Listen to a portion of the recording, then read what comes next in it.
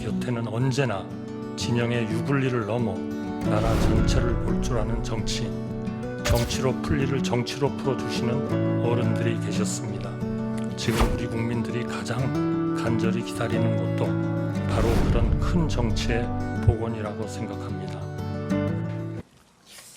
존경하는 헌법재판소 소장 대행님과 재판관님, 저는 오늘 대한민국 48대 국무총리이자 윤석열 정부의 29번째 탄핵 소추 대상으로 헌법재판소 재판정에 섰습니다. 먼저 비상계엄 선포와 해제, 그에 뒤이은 세 번째 현직 국가원수 탄핵 심판으로 인하여 우리 국민 한 분 한 분이 느끼고 계신 고통을 무겁게 받아들이고 있다는 말씀을 드리고 싶습니다. 저는 여야의 극한 대립 속에 행정각부를 통할하며 대통령님을 잘 보좌하여 어려운 대내외 상황을 극복해 나가고자 하였으나 대통령님이 다른 선택을 하시도록 설득하지 못했습니다. 대통령 권한대행으로서 헌법과 법률에 따라 오로지 국민만 바라보며 안정된 국정 운영에 전력을 다하는 것이 마지막 소임이라 생각하였으나 저 또한 탄핵 소추되어 부득이 직무가 정지되었습니다. 어느 누구보다 열심히 살아온 우리 국민들이 이런 어려운 상황을 겪고 계신 것 자체에 대하여 제 일신의 영역을 떠나 진심으로 가슴 아프고 송구스럽게 생각하고 있습니다. 존경하는 재판관 여러분, 국회는 5가지 사유로 저를 탄핵 소추하셨습니다. 우선 국회는 제가 대통령 권한대행이 되기에 앞서 국무총리로 일할 때 국회가 통과시킨 여러 법안에 대하여 국무회의를 통해 제2요구안을 심의하고 의결한 것이 위헌이고 위법이라고 주장하셨습니다. 그러나 해당 법안들은 모두 위헌 소지가 있었기에 헌법과 법률을 지켜야 할 행정부가 이를 받아들이는 것은 우리 헌정 질서의 기본 정신에도 도저히 부합하지 않았습니다. 이어 국회가 제기한 내란 동조, 묵인, 방조 주장에 대하여 저는 대통령님이 어떤 계획을 갖고 계신지 사전에 알지 못하였고 대통령이 다시 생각하시도록 최선을 다해 설득하였으며 군 동원에도 일체 관여한 사실이 없음을 다시 한번 분명히 말씀드리고 싶습니다. 세 번째로 제가 여당 대표와 함께 담화문을 발표한 것은 이번 사태의 여파로 대외 신인도가 흔들리거나 경제가 위축되지 않도록 정부와 여야가 협력하여 안정된 국정 운영에 힘쓰겠다는 뜻을 밝힌 것일 뿐 국회가 주장하시는 것처럼 권력을 찬탈하기 위해서가 전혀 아니었습니다. 또한 국회는 제가 권한대행이 되자마자 상설특검 후보자 추천을 의뢰하지 않은 것이 잘못이라고 하셨습니다만 이는 국회의 요구에 즉시 따르는 쪽이 오히려 우리 헌정 질서를 어지럽히고 국론 분열을 심화시킬 우려가 컸습니다. 특정 성향 야당만으로 특검을 구성할 수 있도록 야당 단독으로 하위 법령을 고친 것을 두고 위헌 논란이 거셌기 때문입니다.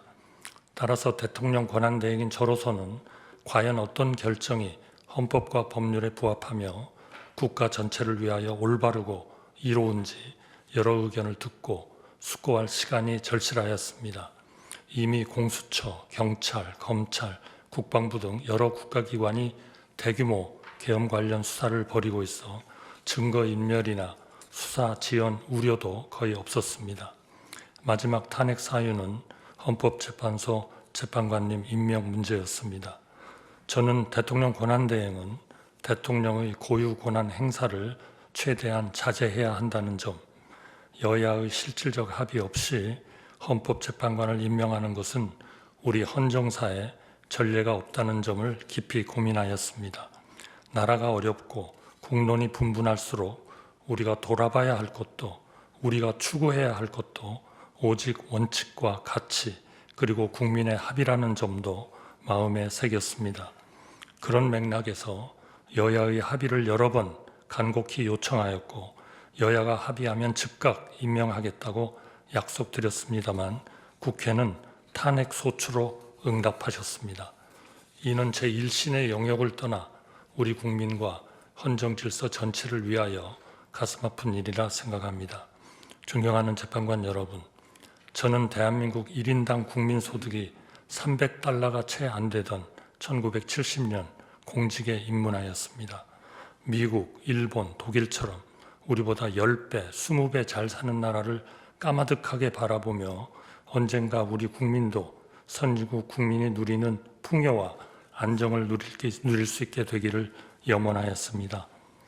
50년 가까이 국정의 최일선에서 밤낮 없이 일하며 그 꿈이 이루어지는 과정을 지켜보고 기여한 것이 저의 기쁨이었습니다. 저에게 많은 기회를 주신 국민들께 마지막으로 봉사하고 싶어 두 번째 국무총리직을 받아들이고 혼신의 힘을 다해 뛰었습니다. 경제기적과 문화도약을 이룬 우리나라가 극단의 정치에 함몰되어 길지 않은 현대 민주주의 역사에서 벌써 세 번째 국가원수 탄핵을 경험하고 있는 것을 무엇보다 가슴 아프게 생각합니다. 한평생 국민을 섬긴 사람으로서 제게 남은 꿈은 단 한 가지, 하루빨리 불합리한 혐의를 벗고 국민께 약속드린 마지막 소임을 다하는 것입니다. 우리 앞에는 이제껏 경험한 수많은 난관보다 한층 거센 폭풍이 기다리고 있습니다. 이를 극복하기 위해서는 무엇보다 정치와 정부가 지금까지와 크게 달라져야 합니다. 과거 우리 곁에는 언제나 진영의 유불리를 넘어 나라 전체를 볼 줄 아는 정치인, 정치로 풀 일을 정치로 풀어주시는 어른들이 계셨습니다. 지금 우리 국민들이 가장 간절히 기다리는 것도 바로 그런 큰 정치의 복원이라고 생각합니다. 또한 세계 질서가 재편될 때 정부가 적시에 대응하지 않으면 미래 세대가 오래도록 혹독한 대가를 치러야 합니다. 제가 저희 자리로 서둘러 돌아가야 하는 이유도 바로 거기에 있다고 생각합니다. 존경하는 재판관 여러분, 극단의 정치는 국민 모두에게 막대한 비용을 지울 뿐 그 어떤 해답도 주지 못한다는 사실을 우리 모두는 이번 일을 통하여 뼈아프게 배우고 있습니다. 법치와 합의, 자제와 성찰, 합리와 효율이 정치와 정부, 나아가 사회 전체를 움직이는 작동 원리가 될 때 대한민국은 비로소 좌나 우로 가는 대신 위로 갈 수가 있다고 믿습니다. 진영에 휘둘리지 않고 국민 한 분 한 분을 위하여 최선의 해답을 찾아낼 수 있습니다. 대한민국이 극단의 시대를 넘어 합리의 시대로 나아갈 수 있도록 헌재가 우리 사회의 마지막 보루로서 현명한 판단을 내려주시기를 간곡히 당부드립니다. 감사합니다.